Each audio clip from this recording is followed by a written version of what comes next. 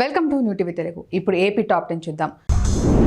బుడమేరు గట్టును పెంచేలా అధికారులు చర్యలు చేపట్టారు. ఇందుకోసం జియో మెంబ్రేన్ షీట్ ఉపయోగిస్తున్నామని, గండ్ల మధ్య నల్లరేగడి మట్టితో గట్టును బలోపేతం చేస్తున్నామని చెప్పారు. భవిష్యత్తులో వరద పెరిగినా పట్టిసీమ నీరు తరలించేలా ఏర్పాట్లు చేస్తున్నామని వివరించారు. సీపేజ్ లీకేజ్ 500 క్యూసెక్కుల నుంచి 200 క్యూసెక్కులకు తగ్గేలా చర్యలు తీసుకుంటామన్నారు. ఈ మేరకు పనులను మంత్రి నిమ్మల రామానాయుడు దగ్గరుండి చూసుకుంటున్నారు.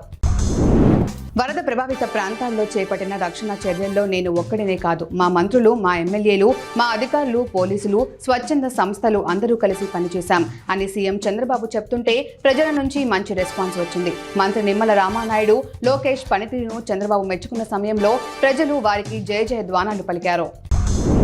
ప్రజా సమస్యల పరిష్కార కార్యక్రమం ద్వారా స్వీకరించిన ప్రజా విజ్ఞప్తులను క్షుణ్ణంగా పరిశీలించి నాణ్యమైన పరిష్కార మార్గాలు చూపాలని జిల్లా కలెక్టర్ జి రాజకుమారి జిల్లా అధికారులను ఆదేశించారు. కలెక్టరేట్లోని సెంటనరీ హాల్లో పబ్లిక్ గ్రీవెన్స్ రిడ్రాసల్ సిస్టమ్ ఈ కార్యక్రమంలో పాల్గొని జిల్లాలోని వివిధ ప్రాంతాల నుంచి వచ్చిన ప్రజల నుంచి అర్జీలను స్వీకరించారు.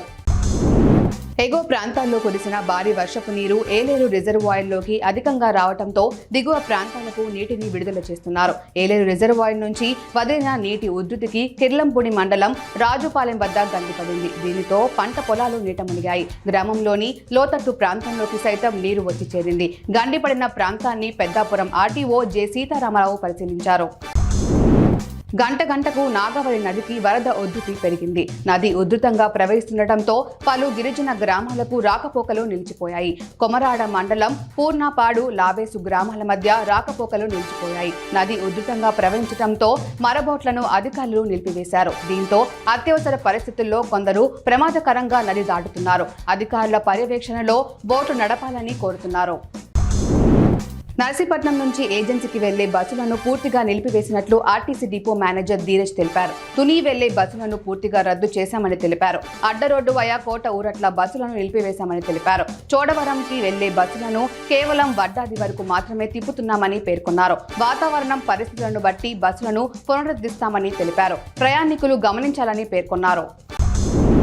విశాఖ పోలీస్ కమిషనరేట్లో ప్రజా సమస్యల పరిష్కార వేదిక నిర్వహించారు. పోలీస్ కమిషనర్ శంఖభద్ర బాడ్జీ ఈ సందర్భంగా వినతులు స్వీకరించారు. మొత్తం 59 మంది ఫిర్యాదుదారులు వచ్చి తమ సమస్యలను తెలియజేశారు. సంబంధిత పోలీస్ అధికారులతో తక్షణమే వీడియో కాన్ఫరెన్స్ ద్వారా మాట్లాడి సమస్యకు సంబంధించి చర్యలు తీసుకోవాలని సిపి ఆదేశించారు. చిన్న వయసులో తోటివారికి సేవ చేయటం చాలా అభినందనీయమని కైకలూరు ఎమ్మెల్యే కామినేని శ్రీనివాస్ అన్నారు. కైకలూరు ట్రావెల్స్ బంగ్లాలో ఎమ్మెల్యే క్యాంప్ కార్యాలయంలో విజయవాడ వరద బాధితులకు చిన్నారులు సింహాద్రి శేషి అభినవ్, శశాంక్ మరియు ముక్కెళ్ల ప్రదీప్ 5,000 రూపాయలు సేకరించి శాసనసభ్యులు డాక్టర్ కామినేని శ్రీనివాస్ కి అందించారు. వీటిని చిన్నారుల పేరుతో ముఖ్యమంత్రి సహాయ నిధికి పంపిస్తామన్నారు.